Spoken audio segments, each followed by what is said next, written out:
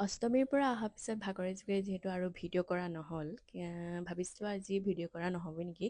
কিন্তু এইফালে দেখিছে নহয় ৰাতি 7:30 8টাৰ কথা মায়ে বনাব লৈছে হাঁহৰ মাংস। আৰু এইফালে যে জেলেপি দুবিধ বেলেগ বেলেগ, এবিধ এই মাটিমাহৰ পৰা বনোৱা হৈছে।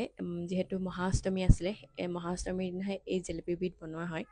কাৰণ আমাৰ বিহুত যেনেকৈ আমি 101বিধ শাক খাওঁ, তেনেকৈ এওঁলোকেও এই মহাষ্টমীৰ দিনাখন এই জেলেপিবিধ খাব লাগে।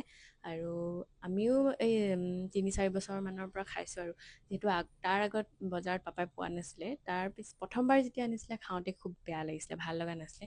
কিন্তু এতিয়া যেনিবা ভাল লাগিছে খাই খাই। আৰু এইফালে আমাৰ ঘৰলৈ আলহী আহিছে, সেইকাৰণে হাঁহৰ মাংস যোগাৰ কৰিছে আমাৰ তাৱৈ আৰু আমৈ। যিহেতু ৰাতিপুৱা অহা কথা আছিলে, কিন্তু তেওঁলোকৰ অলপ প্ৰব্লেমৰ কাৰণে অহা নহ'ল। ৰাতি কিন্তু ফোন নকৰাকৈ গুচি আহিলে, মানে ফোন নকৰা আৰু ডাইৰেক্ট ঘৰলৈ যাম।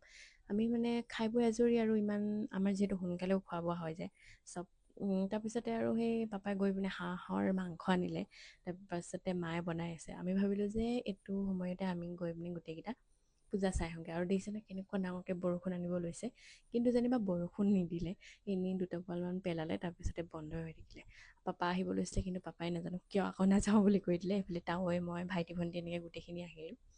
এইফালে টাউনত কিন্তু প্ৰথম দিনাখনতকৈ বহুত বেছি ভিৰ।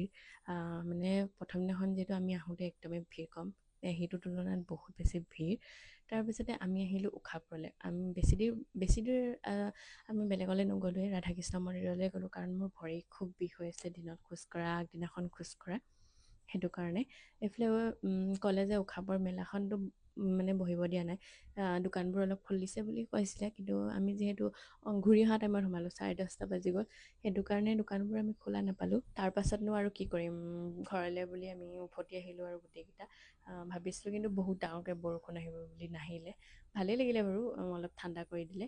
আপোনালোকৰ ফালে পূজা কেনেকুৱা চলিছে মোক কমেণ্ট কৰি জনাব। আজিলৈ আহিছোঁ, বাই।